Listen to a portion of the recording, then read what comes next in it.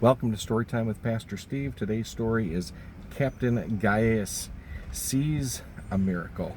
It's based on Luke chapter 7. It's written by Ardith Zook and illustrated by Don Cooker.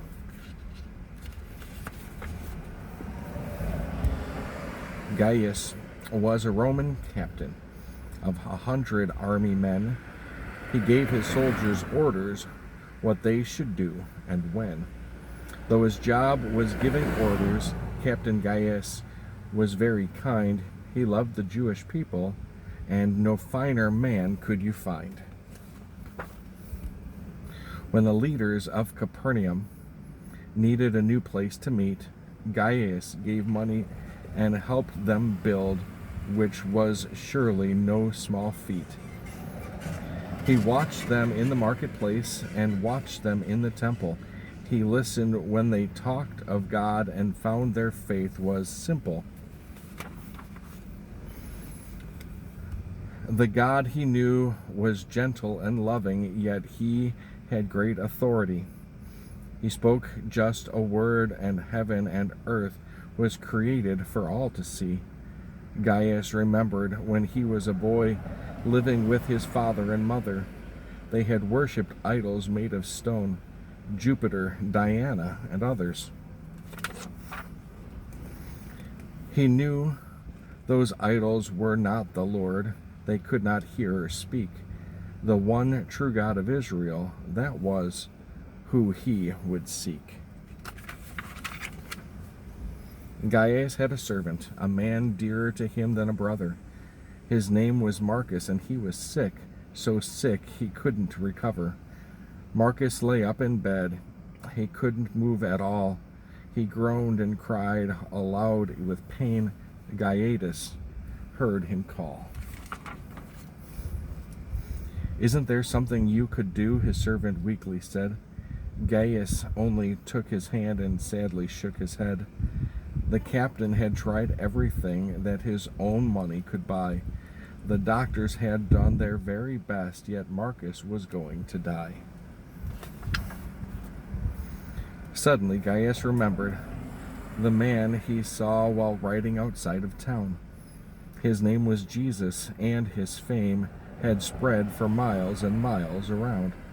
When Gaius asked his Jewish friends, some said he was the Messiah Jesus. There was something special about this man, or why was there all the fuss? When Gaius heard, he touched a man who had never walked before, and when he did, the man picked up his bed and walked right out the door. Yippee!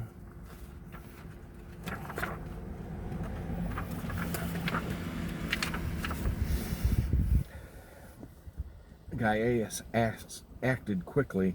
He knew he must act fast, for Marcus was getting weaker with every hour that passed.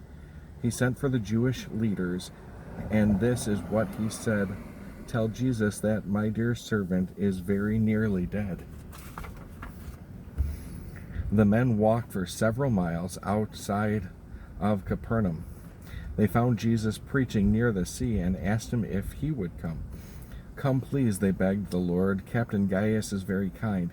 He even built our church for us, the finest you could find." When Jesus heard about the servant of the captain, so good and kind, he started out toward the city, and the crowd followed behind.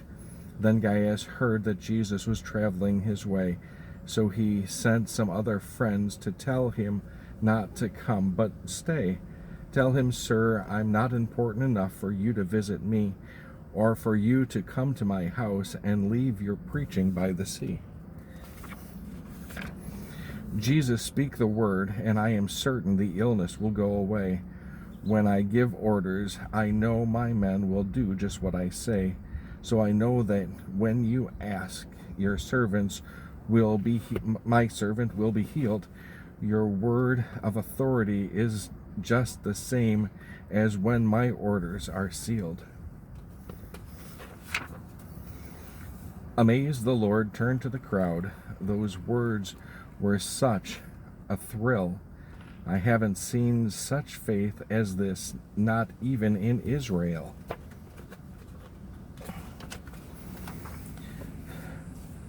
What a joyous sight the men beheld when they got back to town. Gaius and Marcus were laughing and shouting and dancing all around.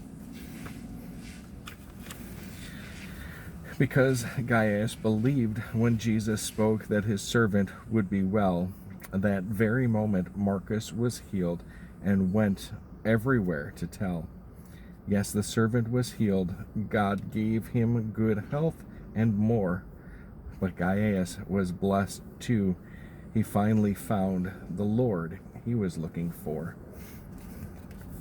Jesus is all powerful. Jesus can do all things.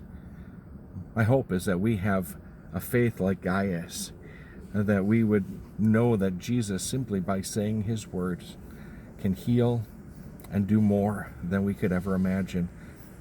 He suffered and died and rose again to bring us life and forgiveness. My prayer is that we would trust and live the life that he has promised for us. God bless you today.